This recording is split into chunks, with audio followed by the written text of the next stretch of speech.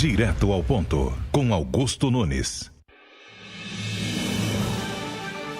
Boa noite. Neste momento, Direto ao Ponto começa a ser transmitido ao vivo para todo o Brasil pelas emissoras afiliadas à rede Jovem Pan News, pelo canal Jovem Pan News no YouTube, no Facebook e no Twitter e pelo aplicativo Panflix. Hoje, a bancada de entrevistadores é formada por 4 jornalistas. Paula Leal, editora da revista Oeste. Luciana Liviero, âncora do canal Luciana Oliviero no YouTube. Clarissa Oliveira, jornalista especializada em política. E José Maria Trindade, o homem da PAN em Brasília, e um dos participantes do programa Os Pingos nos Is. Nesta noite teremos uma conversa virtual com o ex-ministro da Educação, Abraham Weintraub. Ele fala conosco de Washington, nos Estados Unidos. O paulistano Abraham Bragança de Vasconcelos Weintraub, formado em economia pela USP, mora atualmente em Washington, onde trabalha como diretor executivo do Banco Mundial. Antes de transferir-se para os Estados Unidos, foi ministro da Educação do governo Jair Bolsonaro. Ex-professor da Universidade Federal de São Paulo, Weintraub tem mestrado em administração na área de finanças pela Faculdade Getúlio Vargas. Ministro, em primeiro lugar, eu corrijo aqui uma pronúncia errada, mas eu tinha certeza que estava falando Liviero ao apresentar a Luciana. Soou aos meus ouvidos Liviero e, no entanto, não ouviram assim. Ministro, muito obrigado pela aceitação do convite. É um prazer conversar com o senhor. Seria melhor ainda tê-lo aqui, mas vamos conversar com o senhor em Washington. O senhor é conhecido como um homem sincero, né? E todo jornalista gosta de conversar com quem diz o que realmente pensa. Eu peço que o senhor responda sinceramente a seguinte pergunta. O senhor está mais feliz trabalhando como executivo do Banco Mundial ou o senhor se sentia mais feliz como ministro da Educação? Boa noite, Augusto. Pergunta difícil essa. Mais feliz, eu dificilmente fico triste. São momentos muito pontuais. Eu tenho esse jeito meio bateu, levou, mas eu não carrego nada. Por isso que, geralmente, eu sou alto astral, feliz. Não tem mais ou menos. Para mim, a experiência em Brasília foi uma experiência que eu fiquei um pouco mais distante da minha família, dos meus filhos, da minha esposa. Coloquei eles em risco, mas foi uma experiência, para mim, única, especial. Então, e aqui também está sendo bom, e a minha vida antes também foi boa, então eu sou uma pessoa, sim, eu só tenho a agradecer a Deus. Não estou falando da boca para fora não, viu, Augusto? Eu sei. Paula Leal. Boa noite, ministro, boa noite a todos. Eu gostaria de trazer 2 assuntos aqui para iniciar a roda, que são a pandemia e educação. Porque o Brasil foi um dos países onde as escolas permaneceram fechadas por mais tempo. Já se fala, inclusive, num retrocesso de aprendizagem, nos prejuízos, né, que isso vai acarretar aí ao longo dos anos. Essa semana, inclusive, o Congresso deve votar um projeto para tornar as aulas presenciais uma atividade essencial. Minha pergunta é a seguinte: como é que o senhor avalia o tratamento que a educação recebeu e ainda recebe durante a pandemia no Brasil? Olha, Paula, eu teria feito, se eu tivesse, assim... Na época eu me manifestei, eu falei que era cedo para fechar as escolas, não tinha ainda contaminação, e esses meses a mais a gente poderia ter tido uma orientação dos professores aos alunos. A gente conseguiu distribuir o material didático a tempo, foi a primeira vez, eu acho, na história, que os livros chegaram antes do começo das aulas. Então o material didático foi todo distribuído, mas faltou um pouco de orientação e as crianças ficaram alguns meses sem comida. É uma coisa muito importante. A gente poderia ter feito de uma forma menos abrupta para todo mundo se não houvesse um pânico, porque ainda não havia casos no Brasil, na época que foi tudo fechado. Mas eu não queria polemizar nisso, porque hoje, o que acontece? A gente está querendo sair dessa situação horrorosa, as crianças voltarem. Se a gente começar a acusar os culpados, talvez crie mais resistência do que o necessário. Eu poderia trazer várias informações, por exemplo, para o ensino fundamental, para as crianças do primeiro, segundo, terceiro ano, que foram as mais prejudicadas, que essa é a janela de oportunidade para as crianças aprenderem a ler e escrever e terem contato com os números. É fundamental ali. Geralmente é professor jovem que dá aula, mesmo porque professora de ensino fundamental se aposenta antes, né? É difícil de ter uma pessoa com 50 anos dando aula no ensino fundamental, 45. E lá no começo o grau de mortandade era muito baixo.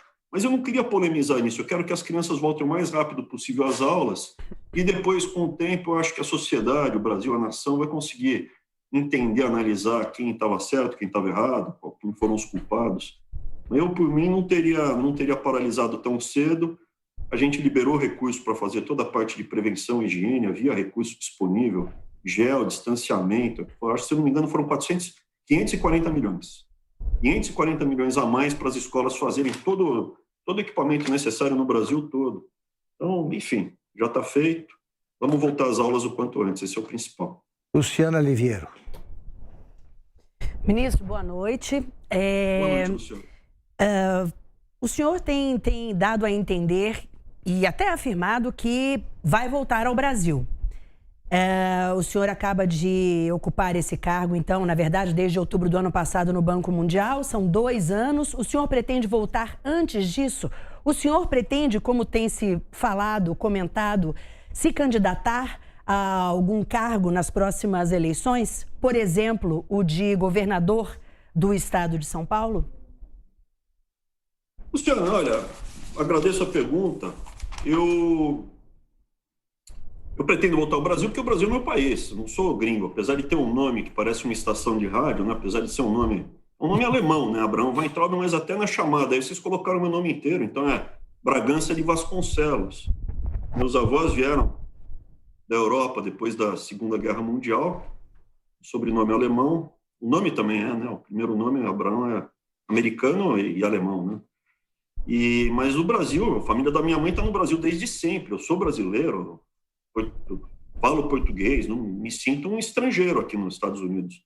E olha que eu era diretor da área internacional, trabalhei 20 anos no mercado financeiro na iniciativa privada, fui diretor da área internacional, era responsável pela broker-dealer aqui em Nova York, pela Securities em Londres, mas eu me sinto em casa no Brasil, não me sinto em casa aqui. Eu pretendo voltar.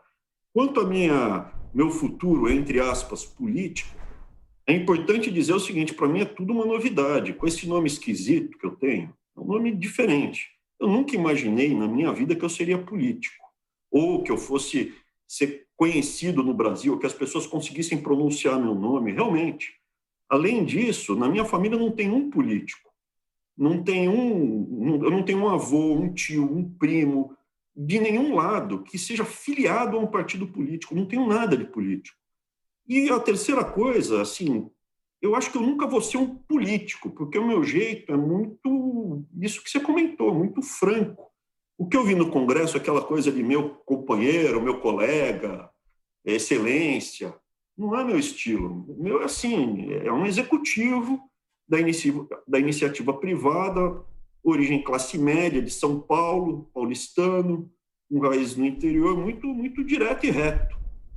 Então, eu não sei. O que eu me disponho a fazer, o que eu já comentei várias vezes, é o seguinte, ajudar a evitar que o Brasil vire uma Venezuela. Mais importante que o cargo que eu vá ocupar é a gente estruturar um time e uma estratégia para que você consiga evitar esse crescente de autoritarismo e, sim, de monopólios, oligopólios que estão sendo montados e reforçados no Brasil, junto com o marxismo cultural. Isso tem que ser interrompido, continua crescendo, com impunidade e corrupção, isso continua crescendo.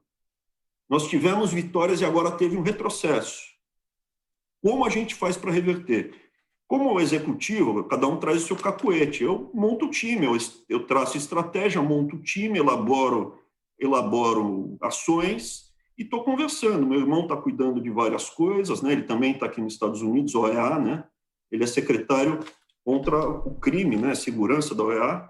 Então, assim, ele mora junto comigo, a gente sempre foi muito próximo, entramos nessa jornada em Brasília juntos e estamos tentando replicar o que a gente fez lá atrás com a Previdência, Banco Central, do plano de governo, auxiliando o presidente Bolsonaro. Acho que as pessoas não sabem, né? A reforma da Previdência, meu irmão era o responsável, ele que estruturou. Eu participei ativamente da elaboração dos números. Foi assim que a gente conheceu o presidente Bolsonaro. Banco Central Independente foi a primeira conversa que eu tive com o presidente Bolsonaro, 2 anos antes da eleição. Então, assim, tem muita coisa que a gente conseguiu implementar com sucesso e estamos pensando se é possível replicar em algumas frentes que a gente vê como fundamentais para evitar que o Brasil siga por um caminho sombrio. Claríssimo. E se eu vou ser governador, se eu vou ser senador, se eu vou ser deputado, se eu vou ser só um militante, se eu vou ser professor, para mim tanto faz. O mais importante, e não é da boca para fora mesmo, se alguém for perguntar o meu histórico, olhar, ver as pessoas ao redor, ver quem tem mais condição de preencher aquela vaga naquele momento e caçar em time, né? Eu sempre penso que você tem que caçar em time. Eu, quando era chefe no Votorantim, eu costumava falar, o leão, ele tem muito mais sucesso do que o tigre. Porque quando os leões vão caçar, aliás, são leoas que caçam, né? O leão fica só de papo para cima lá. Então, quando você vai caçar, as leoas trabalham em equipe. E a taxa de sucesso do trabalho em equipe é muito maior do que a do tigre que caça sozinho, tanto em termos de ataques, presas derrubadas, quanto em sucesso da espécie, né? Então, o que a gente está tentando ver aqui é como a gente consegue contribuir na constituição de um time com uma linha conservadora e liberal, anticorrupção, a favor da Lava Jato, pró-privatização, que reforce o apoio ao presidente Bolsonaro para ele se livrar um pouco aí do Centrão num segundo mandato. Clarissa Oliveira. Boa noite, ministro. Obrigada a todos que estão acompanhando a gente aqui. Ministro, o senhor estava falando aí de eventuais pretensões políticas, mas quando a gente conversa em Brasília com alguns representantes do governo, a gente vê que o senhor deixou muitos amigos lá, eles falam com muita mágoa sobre o seu processo de saída do governo. E até um ministro do Supremo Tribunal Federal chegou a relatar para mim uma conversa tida com o presidente Jair Bolsonaro, onde ele teria colocado abertamente que entendia que a sua saída do governo era fundamental para arrefecer aquela crise institucional que ocorria naquele momento. O senhor compartilha dessa mágoa que os seus amigos dentro do governo têm até hoje? O senhor se decepcionou com a forma como houve uma concessão aí a essa pressão do Supremo? Não. Olha, de novo, eu aprendi... assim, cada um tem o seu talento. Eu dificilmente guardo mágoa, dificilmente eu guardo mágoa. Realmente eu viajo, a minha mochila viaja leve. Eu tenho, assim, muitas vezes as pessoas veem que, quem me conhece mais de perto, deixa para lá, mesmo quem pisou no meu pé no passado, é na hora que eu devolvo a porrada. Não passou, óbvio. Se eu tiver a oportunidade de recuperar dinheiro roubado, botar na cadeia quem roubou para o Brasil, óbvio que vai para a cadeia, não é que eu vou perdoar, que a pessoa é criminosa. Mas eu não tenho mágoa... Não tenho mágoa. Durmo à noite rindo. Veja, se vocês notarem, nos embates que eu tinha, geralmente eu dava risada, eu estava rindo. Eu bato na hora, fico bravo na hora e depois levanto e vou embora. Agora, eu não entendi. A mágoa é o presidente? Eu acho que o presidente não está magoado comigo. Tem muito ministro, os primeiros ministros que sobraram, acho que eu tenho um bom relacionamento com os primeiros ministros. Não, eles estão justamente magoados pela forma como que o senhor saiu, porque entendem que o presidente Jair Bolsonaro teria cedido a uma pressão do Supremo Tribunal Federal equivocadamente nessa avaliação. O presidente Bolsonaro, ele estava sendo emparedado. Havia uma pressão muito grande para o presidente Bolsonaro fazer uma mudança de rumo no governo, tirando os conservadores, permitindo a entrada do Centrão e arrefecendo todas essas medidas de conflito e de combate que a gente estava tentando implementar, tanto na linha ideológica, quanto na parte contra o marxismo cultural, quanto na, assim, colocar para fora quem está no poder há 30 anos, 40 anos, né? O pessoal aí, os políticos, né? Os políticos, que não é que o cara é político, o avô é político. O que eu descobri em Brasília, o problema não é... Eu já desconfiava, mas é muito mais profundo. O problema não é o cara. O problema é que o bisavô já era, o trisavô já era, o avô, o pai, ele está lá parasitando e ele já está treinando o filho para parasitar os meus filhos, os seus filhos. Isso não para. Assim, eu encontrei em Brasília, não é piada, gente que estava no golpe de 1889, tirou Dom Pedro II e começou a parasitar o Brasil. Gente que me falava, não, aqui essa cidade, aqui quem manda é a minha família desde sempre. Então, assim, o que me causou surpresa foi isso. Então, a gente estava tentando desalojar essa turma, a gente estava enfrentando corrupção, estava enfrentando a ideologia e a força maior de todas. As pessoas pensam que eu caí por causa do marxismo cultural, por causa do... Não, o principal de todos, eu diria que foi o STF, todo mundo sabe, né? E foi principalmente também os oligopólios e monopólios. Ali a força é muito grande e eu atrapalhei muito o plano de montar o campeão nacional, né? O monopólio da educação no setor privado. Isso estava em estágio avançado e só pelo fato de eu ter trazido à tona as ONGs e fundações que trabalham em prol desses monopólios, oligopólios, e estão aí há 30 anos destruindo toda a perspectiva de melhora da educação. Ali eu posso até falar, me sinto à vontade para falar, você tem aí a Todos pela Educação, manda na educação brasileira desde sempre. Foi fundada por ex-ministros da educação, pela família Odebrecht, banqueiros, pessoas que hoje estão aí investindo pesado para ter um ou dois grandes players na educação. Esse pessoal me odeia. Esse pessoal tem bancadas no Congresso e a bancada deles me caçava. O pessoal da esquerda, pelo menos, está aberto ao conflito, né? Eles ali, eu aqui, eu sei do que se trata, eles também, e aí a gente vai para o embate. Esses aí, o pessoal do oligopólio e monopólio é mais difícil, eles são mais sofisticados. Então, assim, eu não tenho mágoa, de forma alguma. O Paulo Guedes, ele descreveu bem como foi. Eu tive uma história meio de João Batista, né? A voz que clama do deserto. Teve que entregar minha cabeça, mas faz parte. Não, é a escolha do presidente. Eu estou falando demais, né, gente? Desculpa. Zé Maria Trindade. Olha, eu posso contar coisas que me falaram lá, né? Teve um parlamentar que é de um partido mais de centro que falou para mim, olha, não é que a batata do presidente está assando, ela já está assada. Vão empichar o presidente. Zé Maria Trindade. Ministro, muito boa noite. Há quem diga que a presidência da República não é exatamente o poder, mas é um caminho para se chegar ao poder. Esse caminho passa por cargos estratégicos ali na esplanada e passava pelo Ministério da Educação. Eu acho que nesse conceito o governo já falhou no sentido de chegar ao poder, caminho do poder? Eu não olharia o governo, não olharia... É um pouco como começa os Lusíadas, era mais do que prometia a força humana, né? O que a gente conseguiu fazer, eu estava desde o começo do projeto. Eu estava quando era 7, 8 pessoas em volta da mesa, o meu laptop estava aqui, era esse laptopzinho aqui, não sei se nem pode para ver. Eu abria ele, a gente ia fazendo plano de governo, escrevendo as ideias, montando as estratégias. Depois foram chegando mais pessoas. Quando a gente chegou ao governo, é que ele cresceu mesmo e apareceu um monte de gente nova. Mas, assim, não acho que o presidente ou o governo falhou. É muita coisa para consertar, é um trabalho muito grande, tem muitas estruturas e raízes entranhadas e você precisa desmontar o mecanismo. Será que a pergunta que eu acho que eu ficaria mais em linha com o que eu gostaria de pensar é o seguinte: será que a gente vai conseguir desmontar o mecanismo nesse primeiro mandato do presidente Bolsonaro? A resposta é não. Nós não iremos conseguir desmontar o mecanismo. Inclusive, em alguns aspectos, nós tivemos que retroceder alguns passos para que o mecanismo não derrubasse o presidente.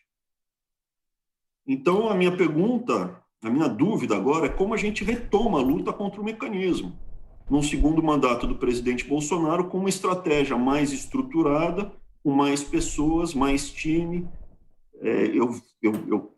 Óbvio que eu e o Arthur, meu irmão, né, a gente fica pensando aonde foi que nós estávamos falhos, aonde entrou o pessoal no palácio, nas estruturas, e a gente teve que ceder, né? Onde faltou apoio. Evidentemente, faltou base no Congresso. Evidentemente, faltou governador. Evidentemente, faltou senador. Deputado é onde a gente está melhor. Eu consigo te falar 50 deputados bons, isso é ideológico, que estão alinhados em valores com a gente, não tem envolvimento com corrupção e defendem o que a gente acredita. Consigo te falar 50 deputados, que é 10% dos deputados. Eu não consigo falar 8 senadores. Eu teria muita dificuldade de falar 5 senadores. Governador também, eu não consigo falar 3 governadores assim. Então, é isso, faltou muito time, faltou muita estrutura. Ministro, agora ex-chanceler Ernesto Araújo, essa é uma pergunta do Tony Santos, que é um dos nossos espectadores. O chanceler Ernesto Araújo disse, após sua saída do cargo, que a partir de meados de 2019 o presidente afastou-se do projeto vencedor em 2018 em prol da governabilidade, entre aspas, ele põe. O senhor concorda com essa observação? Eu concordo com a observação com algumas ressalvas. Qual a ressalva? O presidente não se afastou porque ele é malvado. O presidente ele teve que fazer uma decisão estratégica, inclusive aconselhado pelas pessoas ao redor dele. Você teve aí vários ministros militares aconselhando isso. Você teve muita gente aconselhando. O entorno dele estava defendendo que ele fizesse isso, né? Evidentemente, e fica muito claro, naqueles 4 minutos e 50 segundos que está gravado, né? Eu fiquei famoso por uma frase, mas eu falei 4 minutos e 50 segundos ali. Se vocês escutarem com atenção, eu estou falando para os ministros. Eu não sabia que estava sendo filmado. Eu estava falando para esses ministros que chegaram depois e estavam defendendo isso. Então, assim, eu gosto do presidente, desejo sucesso para o presidente. No que eu puder, eu vou ajudar. Espero que dê certo. Evidentemente, eu estava defendendo uma outra linha, né? Mas é pelo meu estilo, não é nem quem está certo e quem está errado. Talvez se ele tivesse continuado, ele tivesse sido empichado. Então, assim, só o tempo vai dizer quem estava certo. Eu acho que ele, por enquanto, estava certo. Ele está forte, está no poder e vai indicando as pessoas. Agora, o meu papel que eu vejo hoje é tentar ajudar a construir uma base conservadora para o presidente poder se livrar dessa dependência do centrão e poder inflexionar de novo o governo para essa direção que o Ernesto Araújo falou. Paula. Ministro, eu queria voltar ao tema da educação e falar sobre a escolha dos livros didáticos nas escolas no Brasil. Esse é um mercado que representa quase 50% de todos os livros que são vendidos todos os anos no país, né? O senhor, enquanto ministro da Educação, sempre teve uma postura bastante crítica com relação à escolha desses livros, né? Já manifestou que muitos deles tinham um viés aí ideológico e doutrinário bastante carregado. Minha pergunta é a seguinte: enquanto ministro, o que foi feito de concreto em relação a esse tema dos livros didáticos? E se o senhor puder citar alguns exemplos de conteúdos com os quais o senhor teve contato aí no MEC durante esse período, que tinham esse viés ideológico, enfim, doutrinário? Sim, tinha de tudo. O primeiro contato foi com o preço dos livros didáticos. Então, a gente pega um livro para cego em braille, R$700 a unidade. Aí você liga para o pessoal e fala assim, tá meio caro. Fala, não, a gente corta pela metade o preço, com uma ligação. Então, assim, tinha muita coisa errada. Tanto é que no final do ano, no começo foi em março, meados de março de 19. Meados de março de 19. No final de 19, a gente tinha descontingenciado tudo e ainda sobrou dinheiro. Sobrou porque a gente cortou muita. Não foi... A gente cortou... A gente achou onde estavam os furos, né? Não estou falando que teve corrupção, porque não sou eu que julgo. A gente encaminhou para o Ministério Público, encaminhou para a Justiça, encaminhou para os locais devidos, e aí é com eles levar adiante. Se eu não me engano, foram 40 diferentes fatos diferentes, assim, bem graves, que a gente identificou e mandamos adiante. Mas um deles era o preço do livro didático, era muito caro. Essa primeira, assim, Depois, na parte de doutrinação, tem desde casos mais leves até um caso mais esdrúxulo. Se você quiser, eu te conto, mas tinha casos absurdos.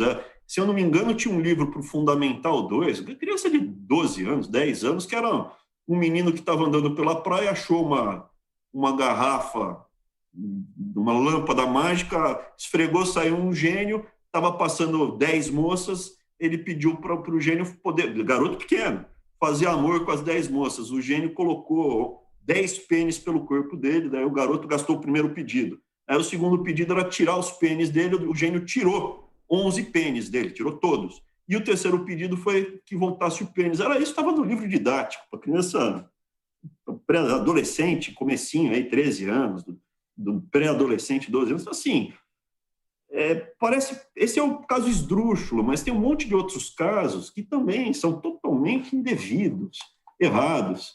O problema do livro didático não era só o conteúdo, a doutrinação, era a técnica de alfabetização, né? A técnica de alfabetização socioconstrutivista, que não é baseado em evidência científica, em técnicas que você, de fato, você consegue analisar e ver que tem eficiência, que tem resultado científico. O cômputo geral, eu diria o seguinte, eu não quero puxar para nenhum lado. Como foi o Enem do ano que eu era responsável. Aquele ano lá, a gente viu todas as questões e não teve uma crítica das questões feitas no Enem, não teve crítica nem para um lado nem para o outro. Tá? Teve uma crítica que a Folha de São Paulo fez falando que não tinha questão polêmica. Que bom. Roda aberta. Ministro, o senhor disse que cortou corrupção no Ministério, então os empresários da área de educação devem ter adorado, né, o novo Ministério sem corrupção e sem cobrança de favores, né? Os donos das empresas de educação privadas. Alguns não. Como? Alguns gostaram, alguns não gostaram. Por que não gostaram? Porque tinha gente que ficou muito rica, né? Pô, só de financiamento foram 17 bilhões de reais. Tem 500 mil brasileiros com nome sujo no SCP Serasa com esses financiamentos.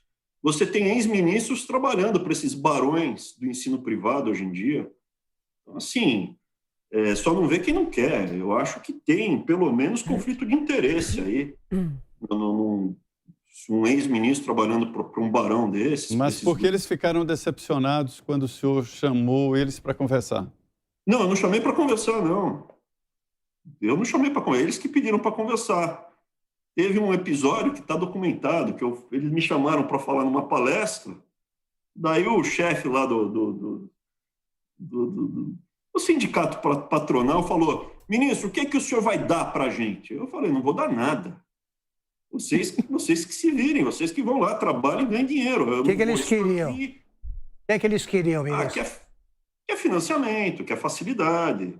O que a gente fez foi, assim, tinha gente que ficava aliviada quando vinha conversar comigo, porque vinha pedir autorização para abrir faculdade, você começava a assinar, autorizar, eles explicando, falando: não, já está autorizado, o senhor não entendeu, o senhor veio aqui, foi desnecessário. O processo que o senhor encaminhou está todo resolvido, está todo certinho, o senhor não precisava nem ter vindo.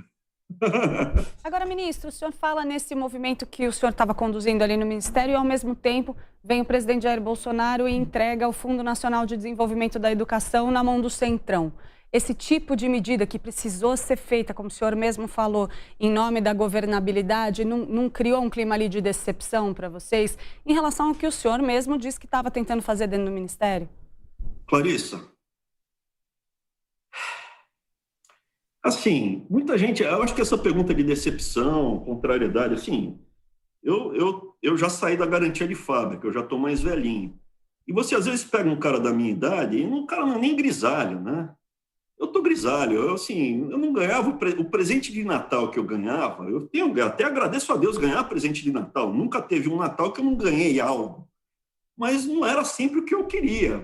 Aliás, a maioria das vezes, o meu presente de Natal não era o que eu queria. Uma vez eu estava no banco que eu trabalhava, eu estava crente que eu ia ser promovido, porque eu tinha entregue um resultado fantástico, tinha salvo o semestre do banco, estava crente, daí, não fui promovido. Aí o meu chefe virou e falou assim: Bruno, você não vai brigar? Não vai falar: não, se você está me perguntando se eu estou satisfeito, eu não estou. mas eu não sou criança, eu sei lidar com decepção. A vida está cheia de... As coisas não são como eu quero, são como elas são. E quanto a entregar o FNDE, se vocês notarem, eu fiz isso 2 vezes. Eu não entreguei uma vez, eu entreguei 2 vezes o FNDE. Quando eu peguei o Ministério, tinha um FNDE, e lembra, eu falei da Previdência, eu e o Arthur, a gente estava diretamente envolvido com a Previdência, estava assim, no talo. E sem a Previdência, o Brasil ia para o buraco, mas com certeza, o mercado ia correr, a gente não ia passar, já ia estourar. Os resultados da Previdência já estão aparecendo. A Previdência era cavalo, era o principal cavalo de batalha para a gente salvar o país de uma crise, de um crash, né? Então, o que aconteceu? A gente encaminhou o processo, a PEC, no dia 1º, inclusive muitos ficaram surpresos, né? Nossa, mas o projeto é bom, é bacana. Sim, tinha, porque nós não tínhamos mostrado. Daí o projeto de emenda constitucional foi andando, e aí o Nhonho, grande patriota, ele sinalizou que só iria colocar em votação o processo se fosse entregue a presidência do FNDE para o Rodrigo Dias. O Rodrigo Dias, ele estava no governo estava no governo estadual do maior estado de São Paulo. Eu não posso falar muito os nomes, porque eu não posso me envolver em política, no cargo que eu estou, não quero falar muito dos nomes. Mas o Rodrigo Dias estava ele é primo do Baldi, que acabou sendo até Alexandre Baldi. E aí o que aconteceu? Falou, tem que ser o Rodrigo Dias. Antes dele ser preso, ele não tinha sido preso. Falou, olha, é o seguinte, já estou fazendo toda a limpeza, faxina, controles e tal, não tem problema, eu pego, mas não pode fazer nada de errado. Tá? Não pode sair. Não, tudo bem, se fizer coisa errada, eu vou mandar embora e vou avisar depois. Tudo bem? Tudo bem. Aí o que foi? A gente indicou o Rodrigo Dias, colocou-se para votar a Previdência, ela foi aprovada, e aí, assim, ele não chegou a fazer algo muito errado, mas começou a dar sinais que iria fazer. Eu pedi para corrigir, para parar, para acertar, não fez. Aí a gente mandou embora e comunicou pelo Diário Oficial. Isso foi em dezembro. Daí, em janeiro, o Rodrigo Maia ficou transtornado. Ele queria ter um filho comigo, né? Estava desesperado. Ficou louco, ficou ensandecido. Por que será? Então, assim, eu ainda não posso contar todos os detalhes, como é que foi, como é que não foi, porque envolve governador atual, gente com pretensão política e tal, e eu tenho que ser relativamente neutro. Aliás, eu queria aproveitar aqui a razão de ter aceito o convite, até para eu poder me defender um pouco do ataque covarde que eu sofri de improbidade administrativa. Isso. Por defender das drogas. Mas vocês façam as perguntas. Se eu tiver a oportunidade de falar isso, eu agradeceria muito. Essa é a razão principal. Pode falar já, ministro. Então, o que acontece? O que aconteceu? Eu abri o jornal e estava lá, Weintraub, a chamada não de todos os jornais, mas desses e a família Marinho, que informação no Brasil.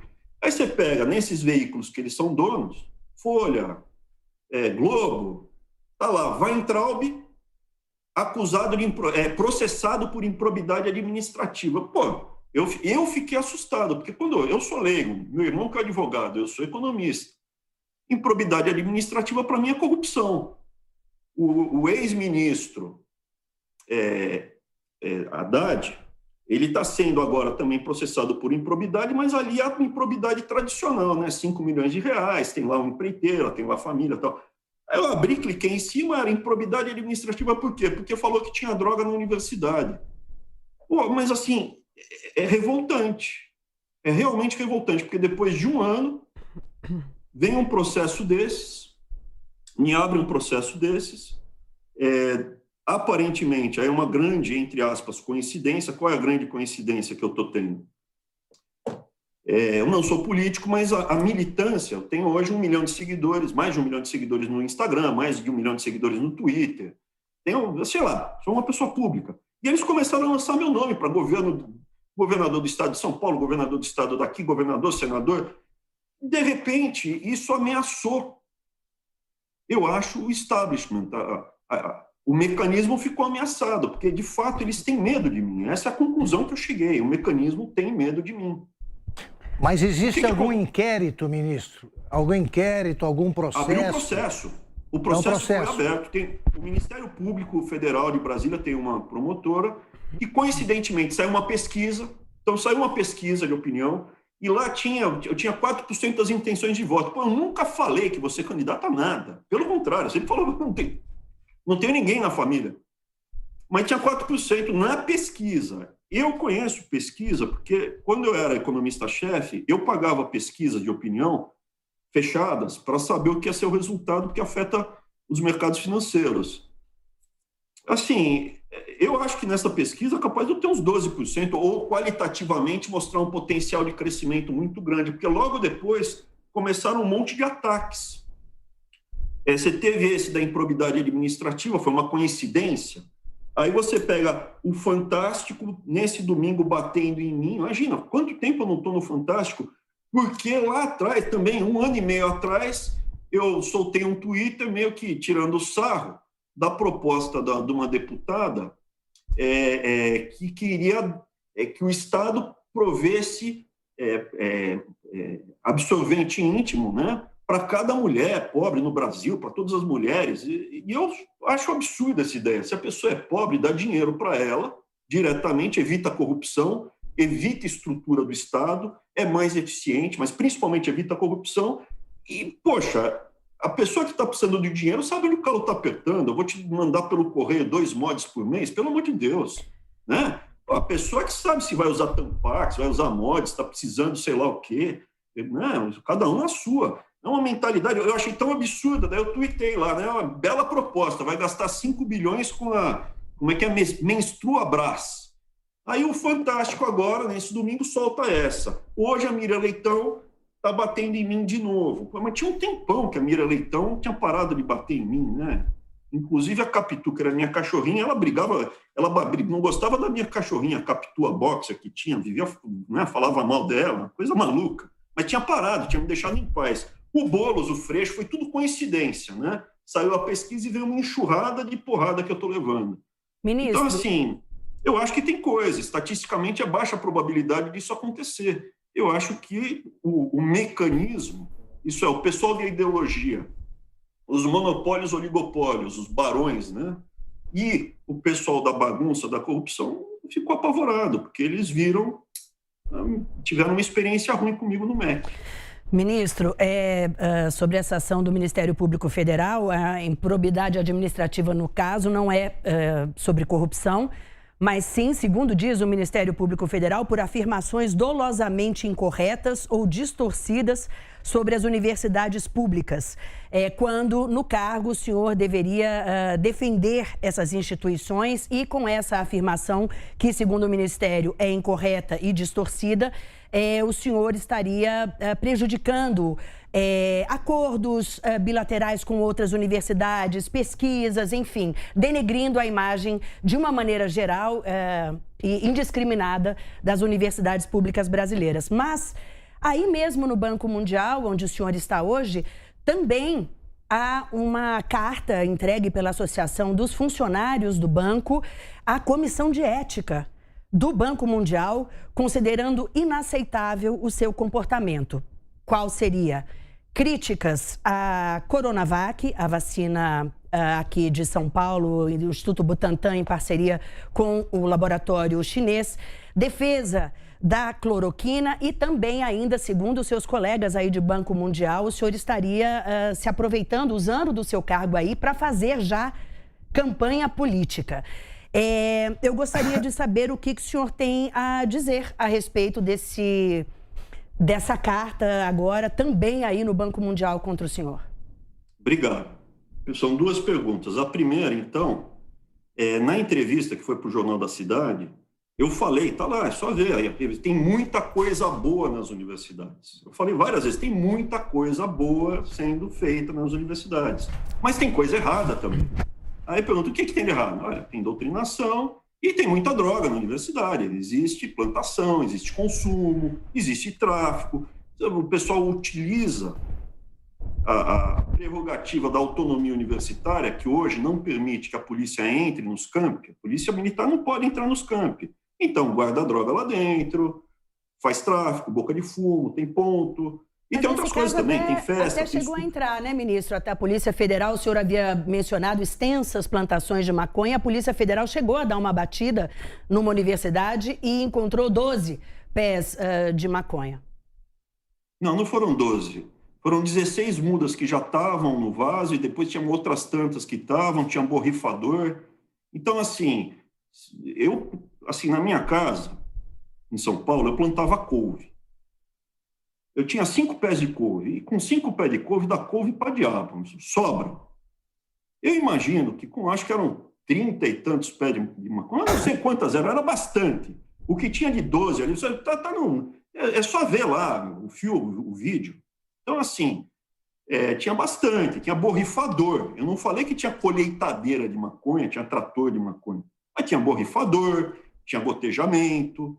Quando você transplanta a muda, eu tive, meu avô era da roça, então eu ia visitar meu avô na roça. A mudinha, você cria ela num lugar, e para você transplantar uma muda grande, é porque tem um criador de muda, é um processo já bem desenvolvido. Eu não sou envolvido com combate a drogas, meu irmão aqui está cuidando disso. Hoje ele é secretário de segurança da OEA e está cuidando disso. Está estudando para ver. Mas não era para consumo próprio ali, pô. Agora, se você vai se pegar a um fato que, meu Deus do céu, a plantação não era grande, não tinha colheita, tá bom, então não tem problema de droga, foi só numa faculdade que tinha plantação de maconha, não tem, toda hora tem pé de maconha sendo encontrado num monte de campos por aí. Mas, ministro, sobre essa pergunta, o senhor reafirma... Armazenagem de droga, consumo de droga, está tudo documentado, gente. Então, ministro, o senhor reafirma isso, que existe esse problema nas universidades. Com certeza. Quanto à primeira pergunta, ao primeiro caso. A primeira pergunta é o seguinte, se eu fosse Galileu Galilei e me perguntasse, olha, no Tribunal de Inquisição, e aí, você mantém a afirmação que a Terra gira em torno do Sol? Mantém. Eu mantenho, sim. Eu não ia falar baixinho depois, sim, mas ela se move. Eu falo alto, olha, temos um problema, sim, de drogas no Brasil inteiro. Você tem uma epidemia de drogas. Esse tipo de passação de pano que a imprensa faz ao consumo de drogas é errado.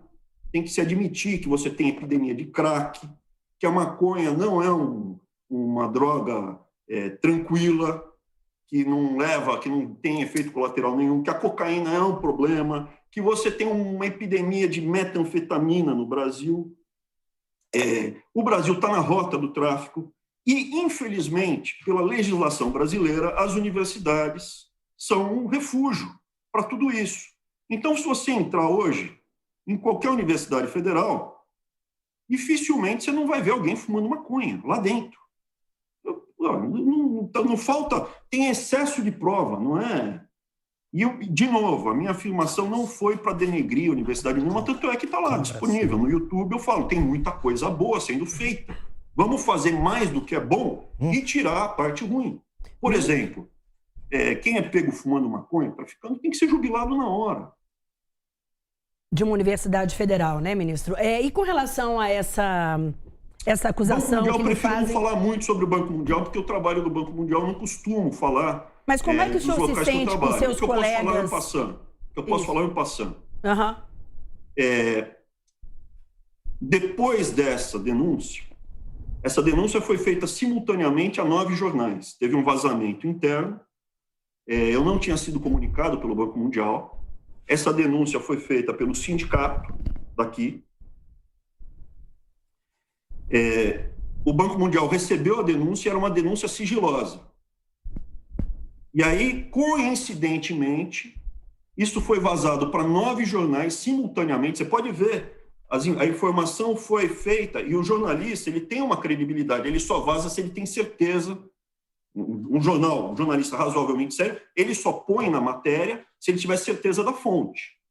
9 veículos de informação simultaneamente soltaram a informação falando fontes daqui disseram que foi feita essa denúncia, porque no dia seguinte teve um governador que disse que ia desistir da presidência e ia para a reeleição. Mais uma grande coincidência, né?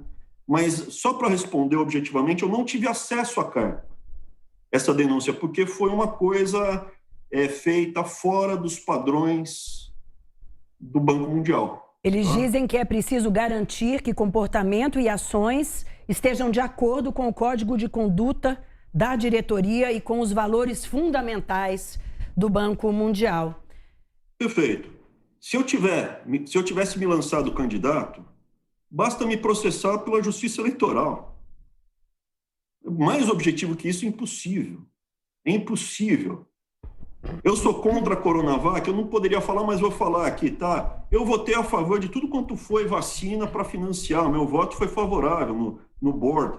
O Banco Mundial está financiando as vacinas. O senhor já tomou vacina? Passar aqui. Eu não tomei vacina. Vai tomar? Pretende? Aí já tem, né? Disponível para vocês? Assim, o que eu acho? Eu não sou grupo de risco.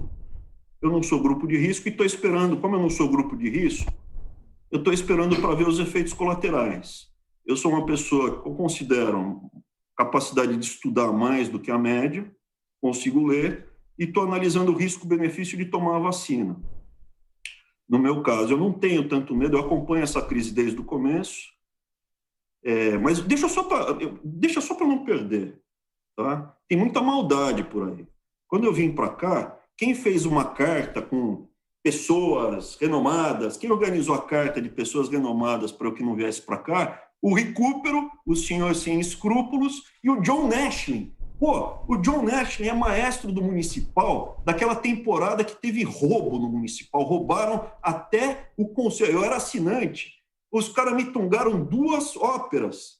Né? Então, assim, o pessoal não tem a menor vergonha na cara. Se eu fosse o Recupero, eu iria para Vila Alpina já com meu saco de carvão para ser cremado depois daquela declaração que ele falou que ele não tinha escrúpulo.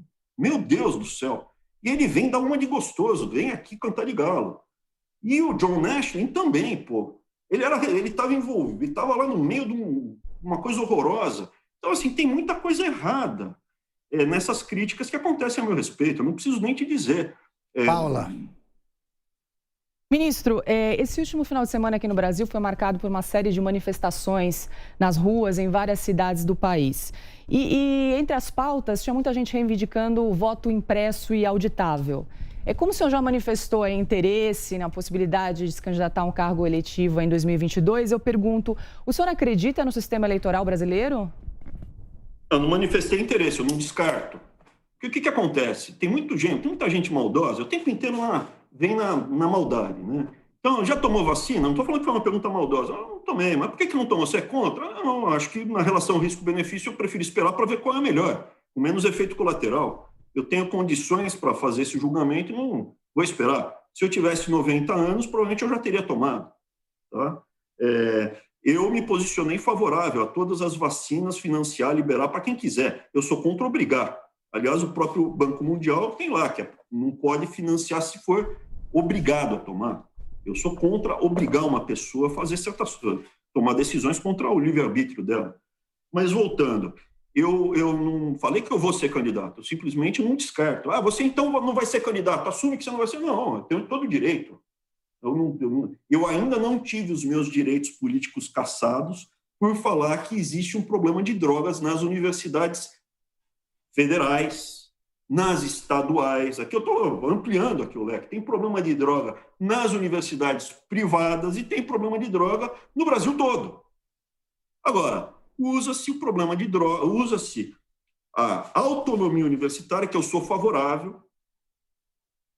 Tem que ter autonomia para ensinar o que quiser. O professor pode ensinar que Karl Marx era um cara legal, que Karl Marx tratava bem as mulheres. Tudo mentira. Karl Marx maltratava mulheres, era racista, assassino. Mas você pode ensinar. Na universidade é o espaço que a pessoa tem para pesquisar, falar, montar a teoria que for. Isso é autonomia universitária, o que não pode ser soberania, onde a polícia não pode entrar para fazer uma ronda preventiva contra o combate de drogas. Se eu vou ser punido, se eu vou ser colocado numa fogueira e queimado, bom, aí meu lugar não é aí, né? Se o Brasil vai queimar quem fala a verdade, se o Brasil vai queimar Galileu Galilei, meu lugar não é aí. Ministro, só queria perguntar, senhor, como eu falei, o senhor manifestou, né, a possibilidade de se candidatar a um cargo eletivo em 2022. É uma possibilidade, exatamente. Eu perguntei, o senhor acredita no sistema eleitoral brasileiro? Porque uma das pautas que se levantaram nas manifestações nesse final de semana foi sobre a possibilidade do voto impresso e auditável nas urnas eletrônicas. Então, eu sou a favor. Paula, assim, mercado financeiro, o pessoal fala muito fio do bigode. Não, tem que confiar, tem que confiar. Não tem que confiar nada. Você tem que me provar. Isso que é fio do bigode no mercado financeiro é mentira. É tudo com contrato assinado, todas as ordens são gravadas, o ambiente é filmado para evitar fraude e roubo. O contrato você faz com quem você acha que é decente, porque bandido nem é comitente, você nem negocia com bandido. Então, assim, toda vez que você pode dar mais transparência, mais tranquilidade, mais clareza que não tem roubo, melhor. Por que não pode fazer voto auditável? Eu não consigo entender a razão. É mais ou menos o seguinte, toda vez que eu pago alguém com dinheiro, eu entrego o dinheiro na mão e peço conta aqui na minha frente, porque o dinheiro foi feito para contar. E a pessoa conta, não me sinto ofendido porque a pessoa conta o dinheiro que eu entreguei. Agora, como uma pessoa me entrega e fala assim, você não pode contar e você tem que confiar em mim. Meu Deus do céu, eu vou ficar com a pulga atrás da orelha. Você tem que confiar em mim. Mas por quê? Justamente uma pessoa que falava... A pessoa que fala que você tem que confiar no sistema é a mesma pessoa que falava que o João de Deus é santo. Pô, ministro, pelo amor de Deus. Ministro, ninguém é melhor do que ninguém, pô. Todo mundo tem que ser tratado de uma forma igual. Ministro, eu sou a favor de máximo de transparência. Sim, eu quero voto auditável, mesmo que eu não seja... Como eleitor, eu quero voto auditável. Ministro, o senhor esteve no primeiro escalão do governo. Eu queria que o senhor falasse sobre a estrutura militar no governo, qual é a influência dos militares e como é essa relação do governo com o setor militar. Poxa, Zé Maria, obrigado. É uma coisa que eu estou pensando há bastante tempo. Nunca ninguém fez essa pergunta. Assim, quando eu cheguei ao governo, não tenho militares... No Brasil, o irmão mais velho do meu avô era sargento da cavalaria, mas era na cavalaria lá na Polônia, né?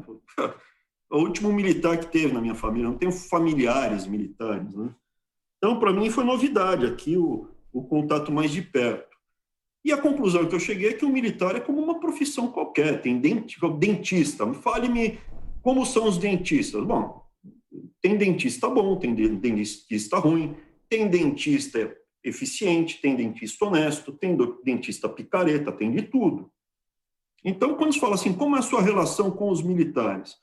É a mesma coisa. Como é a sua relação com os dentistas? Os dentistas que eu gosto e que eu gosto deles. Eu já teve contato com um médico ruim? Como é a sua relação com médicos? Médico, eu já tive contato com um médico muito ruim, né? Meus pais eram médicos, né? Tem médico bom e tem médico pilantra. É médico que você tem vontade de pegar o cara, gravar, mostrar como o cara é pilantra, mau caráter. Então, assim, tem de tudo. Tem generais que eu gosto, considero, acho excelentes, e tem generais que, ele lá é o cara. No governo, você está se referindo a militares no governo. Fora. Os generais no governo. Tem generais no governo que eu tive contato, que eu gosto muito, e tem generais que eu não gosto. Pô, gente, veja, deixar uma coisa bem clara, não estou falando nenhuma novidade. Tem ministro na ativa que fica xingando o outro também na ativa. Não precisa ir muito fundo. É como um ambiente de trabalho. Tem gente que você gosta, tem gente que você não quer ver nem pintado de ouro. Larissa. Ministro, a gente está se aproximando aí de uma eleição presidencial e vai ter o ex-presidente Lula como candidato, muito provavelmente. Queria que o senhor fizesse uma avaliação para a gente desse novo cenário, mas dessas, assim, de abrir o coração. Pode ir. Eu sempre abro meu coração. Sempre abro.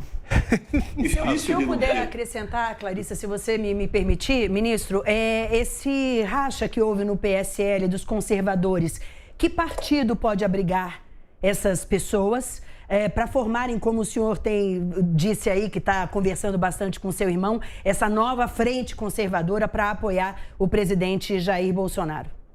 Então, a gente é mais técnico, né? A gente não entra tanto no partido, no jogo partidário. A gente monta as estratégias, como foi na Previdência, que a gente atuou muito, muito próximo, né? Muito próximo. Então, assim, a gente não entra tanto nessa postura. A gente simplesmente, eu quero ajudar um time, não é uma pessoa. Se esse time for para lá, for para cá, a gente vai junto. Mas eu sempre penso num trabalho em time. Eu sou uma pessoa realmente que trabalha em time.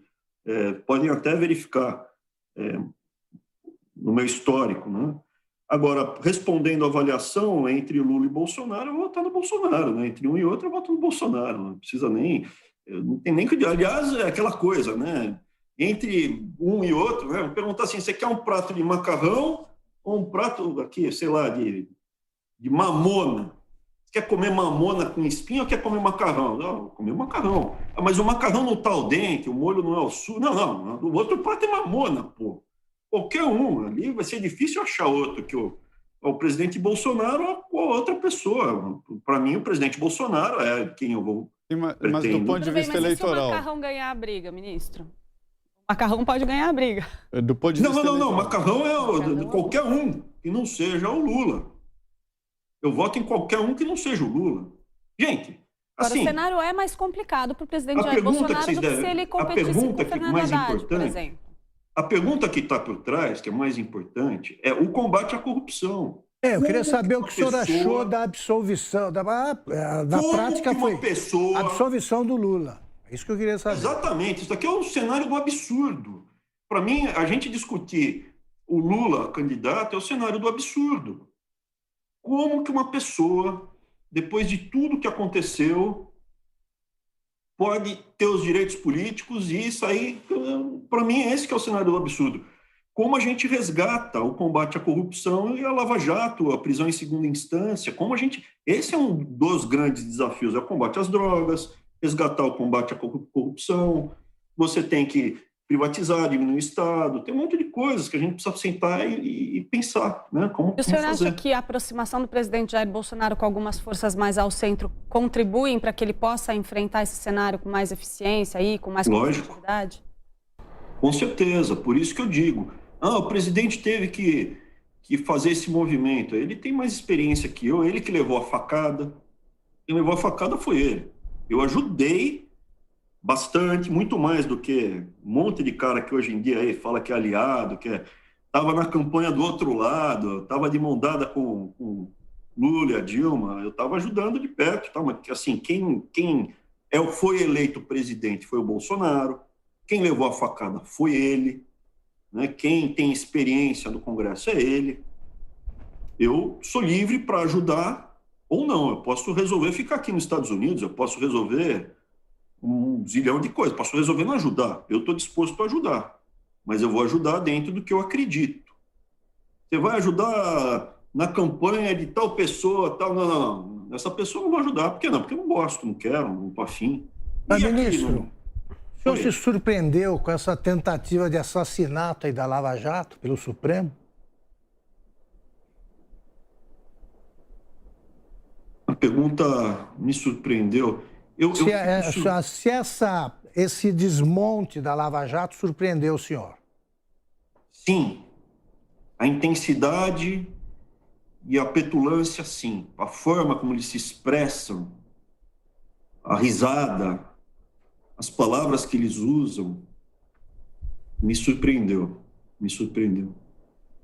O que mais tem me surpreendido é que eu e o Arthur temos estudado muito. E o grau de deterioração do Brasil e das instituições está muito grande. O Brasil já beira um narco-estado, né?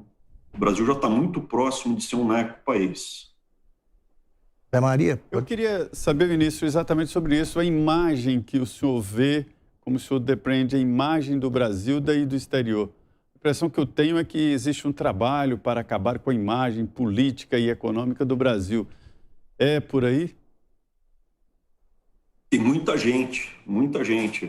Várias vezes você encontra pessoas falando, o Brasil teve uma queda de 12% do PIB. Não, foi de 4%. Como assim? Foi 4% de queda. Mas como? O Brasil ele tem um grau de poluição gigantesco. Não, o carbon footprint, né, a pegada de carbono do Brasil é uma das menores que tem per capita no mundo. Existe um trabalho, tem um vídeo do Lula, que ele descreve bem a postura, né? Que ele fala sobre crianças de rua, e ele fala do Jaime Lerner. Eu ia lá para os Estados Unidos, eu ia para o exterior, eu ficava falando lá, né? Tem 50 milhões de crianças na rua. O Jaime Lerner falou, não dá. Se tiver 50 milhões de crianças de rua, a gente não conseguia andar na rua.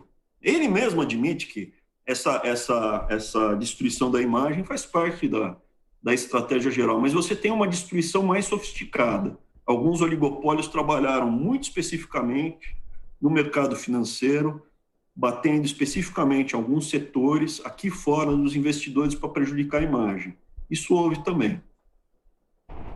Ministro, eu gostaria só de fazer novamente a pergunta sobre o partido político. O senhor, como gosta de falar do presidente, o senhor está sendo pedido em namoro pelo PTB, né? O partido de Roberto Jefferson. Nós estamos falando aqui de centrão, de corrupção. Para o senhor ser candidato nessa possibilidade, o senhor teria, obviamente, que se filiar a algum partido. O PTB, apesar desse histórico e do presidente que tem, o senhor cogita essa possibilidade ou algum outro partido lhe parece melhor? Pô, tem partido que é melhor. Lógico que tem partido que é melhor. Tem partido que é pior. Tem partido que é pior. Qual o senhor perguntou preferia? se tem partido que é melhor? Tem partido que é melhor, tem partido que é pior. Pô, tem partido, tem de tudo, né? Falar assim, eu sou filiado ao PTB? Não. Eu fui lançado candidato ao governo do estado pelo PTB? Não. Quem o Bob Jeff lançou como candidato ao governo do estado foi o Luiz Felipe de Orleans e Bragança, o príncipe. Que, aliás, eu gosto muito dele. Então, o príncipe foi lançado pelo Bob Jeff. Ele falou, não, e eu gostaria de ter o Abraão, se eu não me engano, ele falou um termo, de coração, para o Senado. Depois teve o presidente estadual do PTB de Santa Catarina queria me lançar governador para Santa Catarina. O convite que eu recebi, de fato, eu conversei com esse presidente estadual, porque ele foi muito gentil. Ele nas redes me defende muito, usa camisa, tal, ajuda a gente. E aí ele falou, pô, Abrão, eu saí de um partido tal, vim aqui para o PTB e queria que você saísse candidato ao governo do estado. Eu até fiz uma live para ele, falei, olha, eu agradeço. Porque quando me perguntaram isso, eu falei, imagina, até estão me lançando até para o governo do estado de Santa Catarina, pô. Né? Eu conhece bem Santa Catarina? Eu conheço muita gente em Santa Catarina. A gente tem muita gente boa em Santa Catarina. Deputado, o Daniel, tem o Ravox, tem muita gente que eu gosto de Santa Ministro, Catarina. É um estado muito... Mas, assim, objetivamente falando, é muito cedo, é uma coisa muito distante. Eu não quero ser o cargo. Eu não estou preocupado em ser governador ou ser senador. Eu estou preocupado que o projeto inteiro de salvar o Brasil dê certo. É mais ou menos a história da mãe verdadeira com o rei Salomão. Eu tenho a criança aqui, tem duas mães brigando pela criança. Vamos cortar a criança no meio. Não, pelo amor de Deus, dá a criança para outra. Pô. Meu interesse é que o projeto sobreviva. Então, assim, o Bob Jeff tem problemas no passado dele, muitos problemas. A conversão dele para o conservadorismo já está feita. Pô, sempre tem uma duvidazinha, né? Mas também, se você pegar no Novo Testamento, né, o que Jesus falaria, vai e não peque mais. Então, assim, gente, não sei. Para ministro, eu sou político, a praia é nova para mim. Ministro, sobre educação, o nosso espectador Jader quer saber qual é a opinião do senhor sobre a aprovação automática durante a pandemia. O senhor teria encampado essa medida? Não. Eu não teria encampado essa medida, eu não teria feito muitas coisas que estão sendo feitas.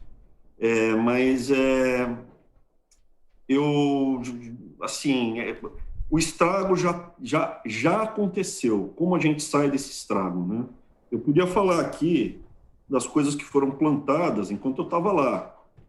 Daqui para frente, como a gente sai desse estrago, eu prefiro não me meter, porque o atual ministro já tem bastante problemas e seria deselegante da minha parte ficar forçando muito. Ministro, pois não. Eu queria, ainda sobre educação, a gente se acostumou na política e no Congresso, quando se fala em educação, e vem verbas para a educação, verbas para a educação. Essa dificuldade visível que nós, no Brasil, temos na educação, é consequência de verba ou gestão?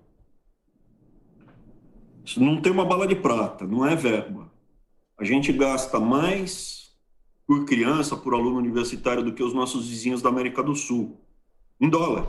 E a gente tem o pior resultado. Então, são várias coisas ao mesmo tempo. Para a criança na alfabetização, o método precisa ser trocado. O método de alfabetização, que é o socioconstrutivismo, que está aí há 30 anos, e o resultado é o pior possível, que a gente chama de Paulo Freire, né? É o Paulo Freire. Isso a gente já fez, porque a nova política de alfabetização, adesão voluntária, 75% dos municípios aderiram. Então, as crianças serão alfabetizadas. A gente conseguiu, essa batalha foi ganha, tá aí, vencemos. Isso daqui é o tiro que vai, agora Paulo Freire vai definhar no Brasil. Né, o método dele, o método sócio... Mas para onde vai o dinheiro, ministro? O dinheiro da educação? Não, então, é muito dinheiro, o Ministério da Educação... É muito dinheiro que vai, mas você me perguntou como a gente faz para resolver. Então, a técnica é importante. Segundo, você vai pagar, por exemplo, teve um aumento de transferências federais. Automaticamente subiria o piso dos professores no Brasil todo, em 12,5%. Choveu de ligação de governador, o presidente vetar, inclusive de governador de esquerda. Aí eu falei, presidente, pelo amor de Deus, primeiro que precisa puxar, o professor tem que ganhar, qualquer local do Brasil, por mais pobre, tem que ganhar pelo menos R$2.000, né? E aí o presidente não vetou. E segundo que isso aqui é armadilha para cima do senhor. Aí o presidente não vetou, mas assim, não é só pagar, você tem que fazer várias coisas. O Chile, por exemplo, ele não permite que alunos abaixo da média do Enem deles façam a magistratura. Isso é, você não precisa ter os melhores. Os estudos todos, técnicos, estatísticos, mostram que se você tiver professores acima da média dos estudantes universitários, não precisa ser os melhores, mas acima da média, é um impacto gigantesco. E para isso você precisa pagar um pouco mais para os professores. Ministro. Tem que melhorar o rendimento. Agora, professor universitário tem de tudo. Tem professor que faz pesquisa de ponta, tem professor que não dá aula. Você precisa ter critério de gestão. Gestão é um problema? É sim, Zé Maria. Por exemplo, eu implantei a avaliação em todo o ensino médio. Não deixou de ser censitário. Todas as escolas do Brasil têm que fazer avaliação no ensino médio. Resultado, esse ano que foi feito, porque eu avisei no começo do ano e falei, eu estou falando sério, vai ter avaliação em todo, eu vou saber quem é a pior escola do Brasil todo, a pior escola do estado, e vou estampar qual é a pior e qual é a melhor. Eu fiz isso para o ensino fundamental, vou fazer para o ensino médio. Subiu mais nesse ano, com a avaliação, foi o maior crescimento do que nos 14 anos anteriores somados.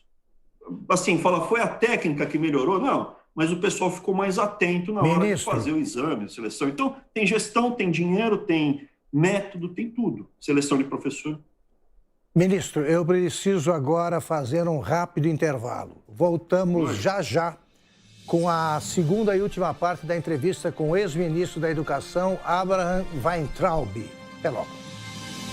Direto ao ponto, com Augusto Nunes. O que é a verdadeira liberdade? Ter várias opções das mesmas coisas? Ou criar novas opções? Parece que você tem escolha, mas está sempre preso às alternativas de sempre. Não se prenda ao tradicional com cara de novo. Desamarra. Encontre a sua própria definição de liberdade financeira. Mercado Bitcoin. Vem para a nova economia digital, na maior plataforma de criptomoedas e ativos digitais da América Latina. Abra sua conta.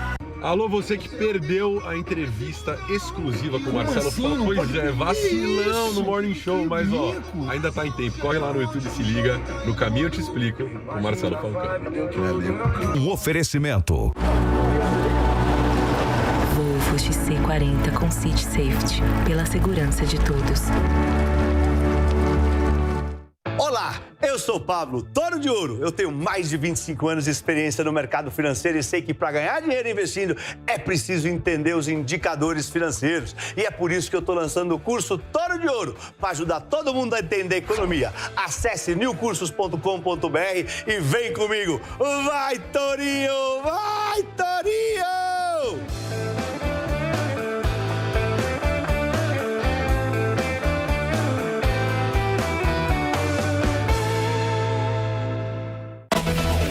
Notícias. Política. Esportes. Tecnologia.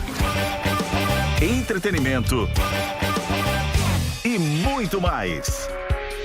No app News Jovem Pan, você escolhe somente os assuntos de seu interesse e recebe notificações em tempo real.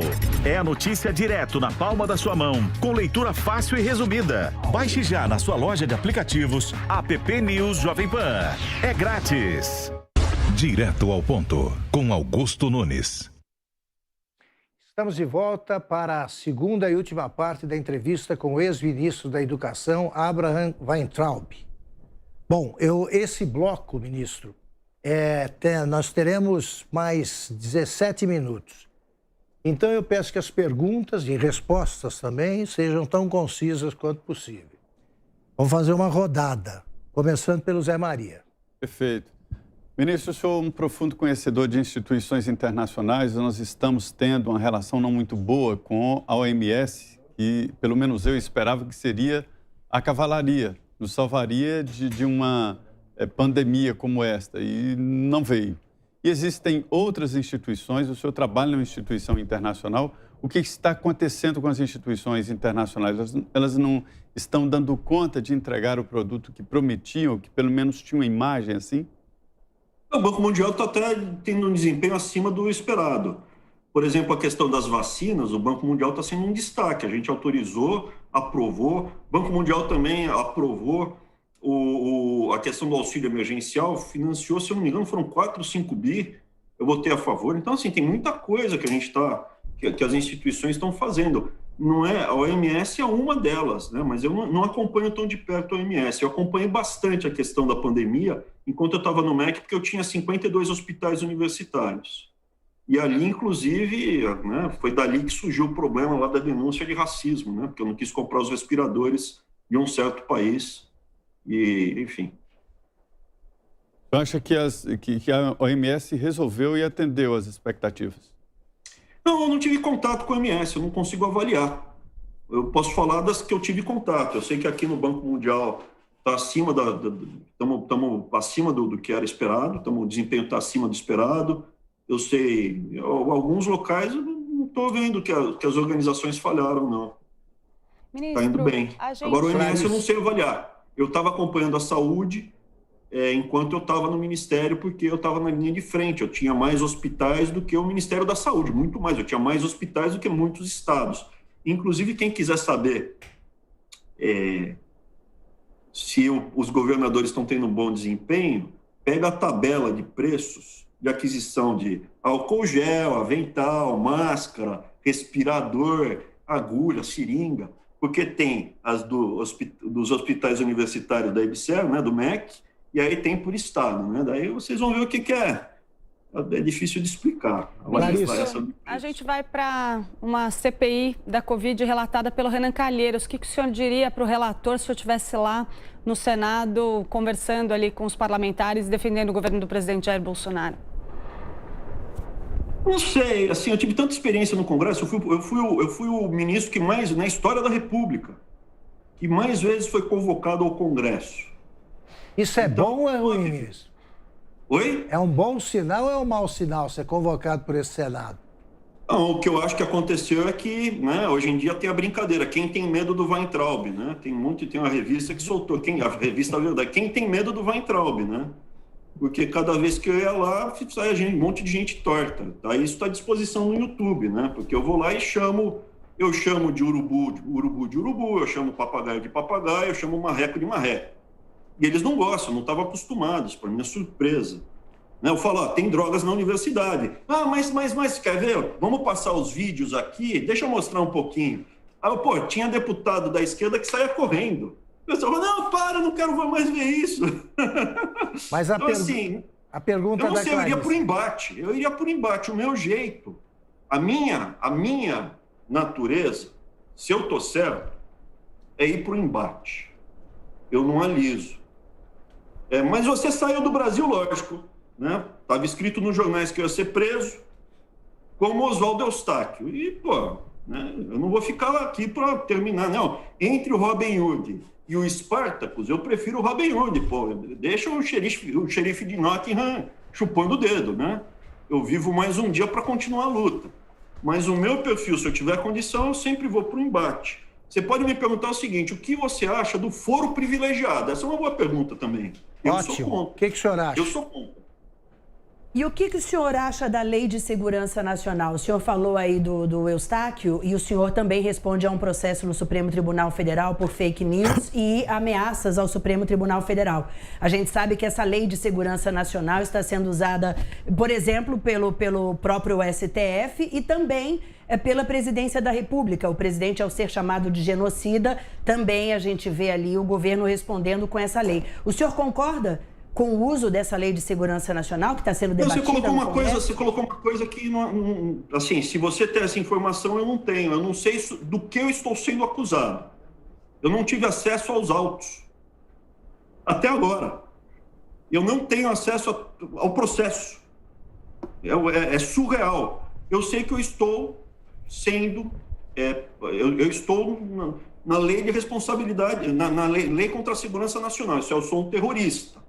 Eu posso colocar em risco, então tem que ser rapidamente. Eu posso ser rapidamente preso ou não sei.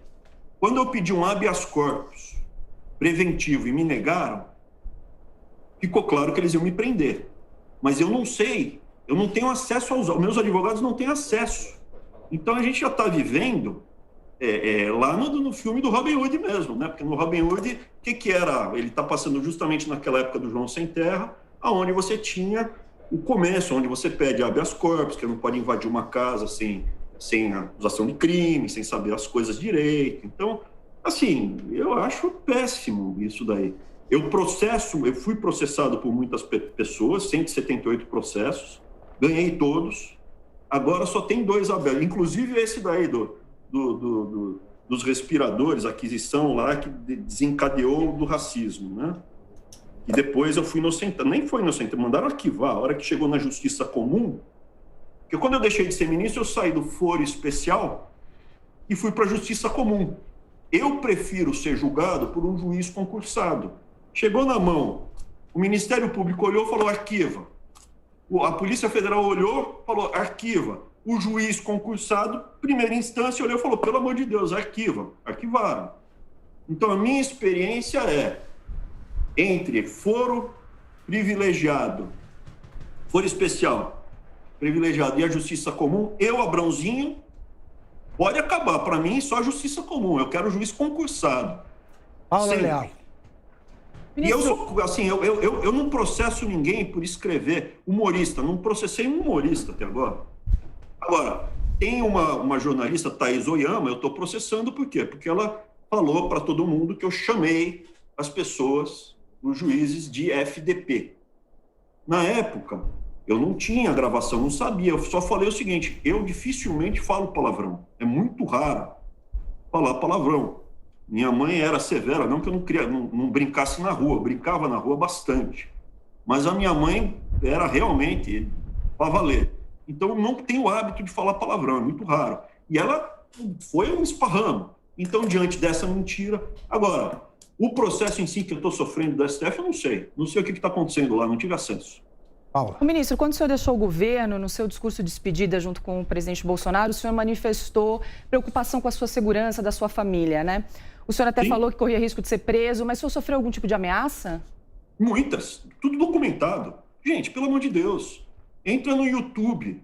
Olha, Weintraub Família Santarém. ONG, financiada pela Fundação Ford. Eles botaram uns índios fajutos de cocar de plástico na cabeça, mas atrás tinha um monte de ongueiro. Perigosos, gente malvada atrás, todo mundo me ameaçando, eu com a minha caçula no meu colo. Pô, pelo amor de Deus. E depois esses ongueiros, lembra depois? Foi em Santarém isso.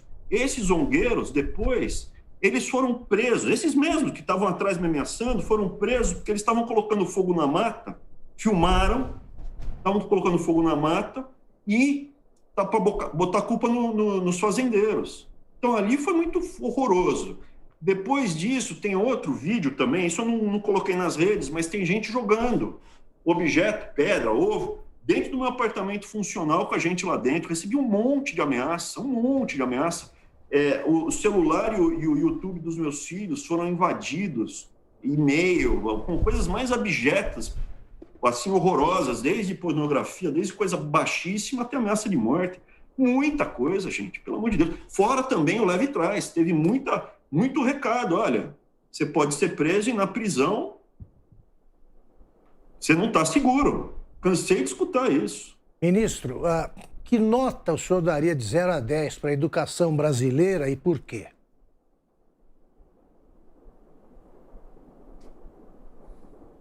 Ela é a pior da América do Sul.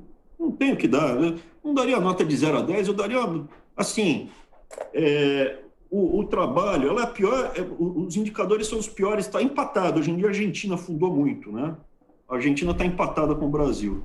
Lá embaixo, mas Peru já ultrapassou a gente, Colômbia, Chile, Uruguai. Então, assim, é muito ruim. Você tem outros países que estão ruins e colocam muito dinheiro, né? O Panamá também coloca muito dinheiro e não tem bom desempenho. A razão básica é o seguinte, a educação, ela não foi feita para ensinar. Eu colocaria como Ministério do Ensino, ensinar a ler e escrever. Você educa, você passa valores. Você vê uma criança na rua fazendo pirraça, você fala que criança mal educada. Quando você pega a pessoa que foi ensinada a ler e escrever, então assim, veja, já começa do básico, aí você quer passar valores, quem passa valores é a família.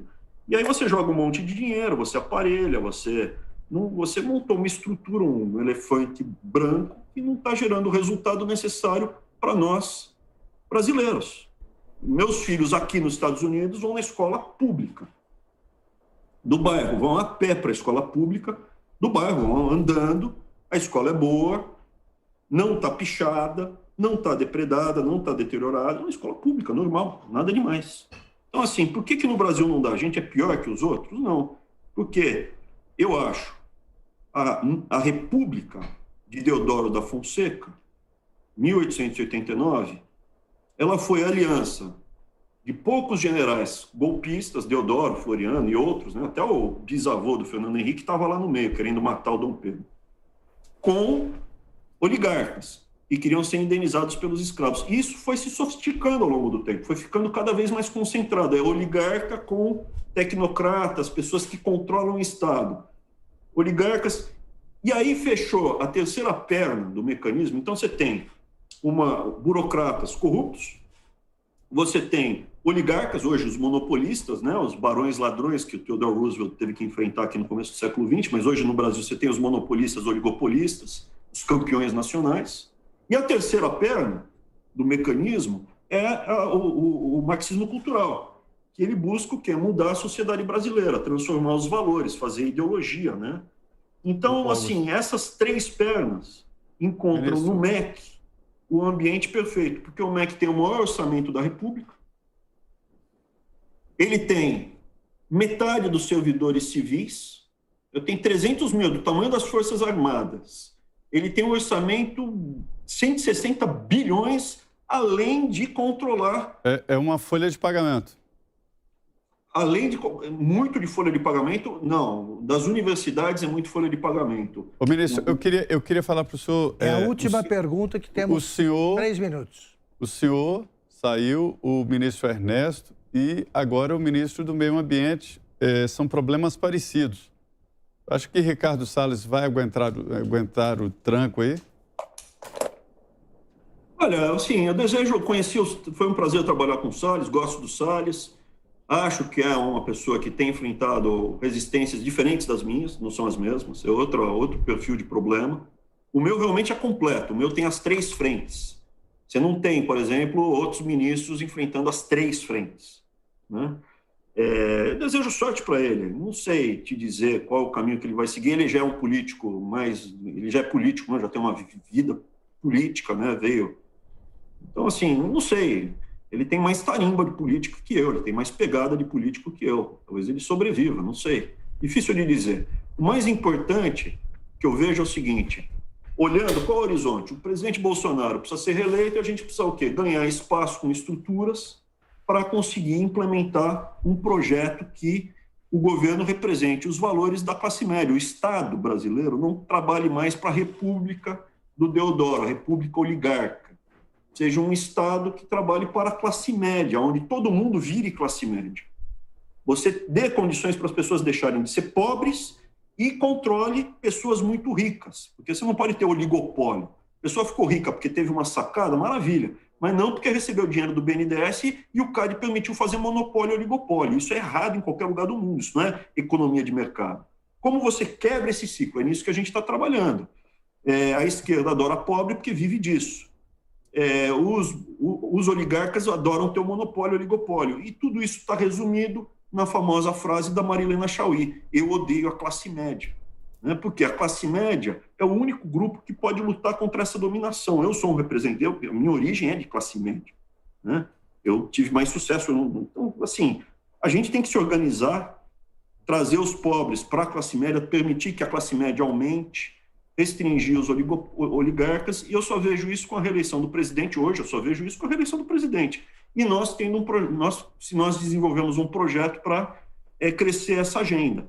Nesse sentido, você vê a diferença. Eu não estou tão preocupado com o partido, eu estou mais preocupado, por exemplo, com a fundação, com a organização, né? É um centro de estudos que a gente criou, que é o Farol da Liberdade. Então, eu trabalho mais na estruturação. A gente criou, tem um CNPJ, tudo certinho, todo bonito, para desenvolver justamente estudos nessa área, para defender a liberdade. Ministro. Então, o Farol da Liberdade, essa é a minha praia. Partido, não é. Nunca mexi com isso. É uma pena, ministro, mas o nosso tempo acabou. Queria agradecer de novo a aceitação do convite por parte do senhor. Espero que o senhor tenha gostado. Gostou, ministro? Adorei. Só não deu para brincar muito, pô. Você podia ter me perguntado da TV Cultura, pô. Quer falar? Eu quero. Meio minuto. Tá bom. Olha, o pessoal falou, e a TV Cultura? Se eu pudesse, eu faria a mesma coisa que eu fiz com a TV Escola. A TV Escola chegou, custava 550 milhões de reais. Eu falei, eu não vou assinar, mas vai acabar. Acabou, então. Eu terminava com a TV, eu por mim, não assinava. Pô, custa a mesma coisa, 600 pau, 4 anos, 600 milhões de reais. Tira isso e vai fazer outras coisas. Qual vai ser o problema? A minha pergunta não é o caso das belas moças que estão aí, mas a TV Cultura se tornou aí tipo uma curva de rio, né? Um lugar onde toda jornalista feia, final de carreira, vai parar. Então parece aquela curva de rio que junta garrafa PET, pneu velho, pedaço de corda, bicicleta enferrujada. Eu, se pudesse, acabava com... Não acabava, parava de dar dinheiro para a TV Cultura e cada um resolve os seus problemas. Bom, agradeço a presença dos participantes aqui da nossa bancada. A Paula Leal, Luciana Liviero, Clarissa Oliveira e José Maria Trindade. Nosso programa está disponível em todas as plataformas do Grupo Jovem Pan. Muito obrigado pela audiência e até a próxima segunda-feira, às 9h30 da noite. Até lá.